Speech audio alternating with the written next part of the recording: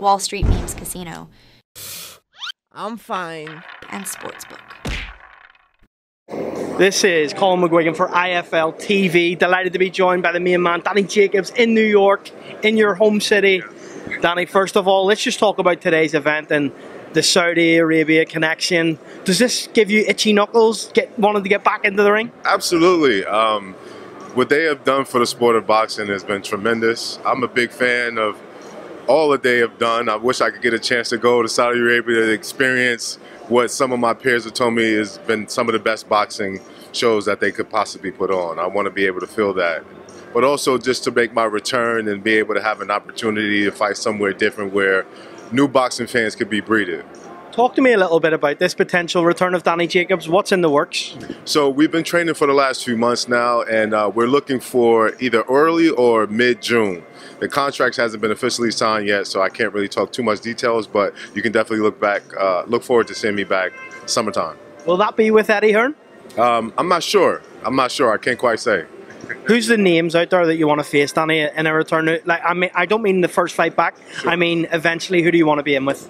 Well, I mean, there's still top names in the division. There's still either in the middleweight, super middleweight, or even above. You know, there's plenty of opportunities. I'm at that point now where whatever makes sense for me and whatever the fans want to see ultimately, I think that's the direction we're going to go in. Is there a name that sticks out in your head that you go, yeah, you know what, I want that guy in the next 12 months? There's quite a few. Come on, tease us with a couple of names. I think, like I said, for the most part, it's just because I don't like to talk about anything that doesn't really have the potential to work out. So for me, it's just whoever's the top guys. That's my goal to eventually be world champ again. We see Terence Crawford facing Israel Madrimov. How do you think that fight plays out? I'm a big T-Bud fan. You know, also really good friends with him. So I think he has the potential to beat anybody he steps in the ring with. And I've seen very little of his opponent, but from what I have seen, I think it'll be a competitive fight. But obviously, I think T-Bud will get the victory. I want to get your opinion on Saturday's fight. Like I said, I seen you there and I didn't want to bother you with your family. But in terms of that fight and what Ryan done for the sport, just how incredible was that from Ryan Garcia? It was absolutely phenomenal. Great performance. Whatever you think about the outside riffraff in terms of his side of the promotion, he did a phenomenal job. I think he fooled a lot of people. I think he showed up when it counted and when it mattered.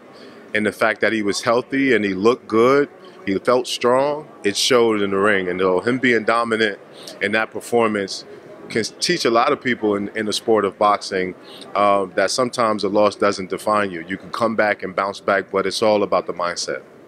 In terms of Devin Haney and taking a loss like that, where do you believe he goes? He's still a young kid, 25 years of age.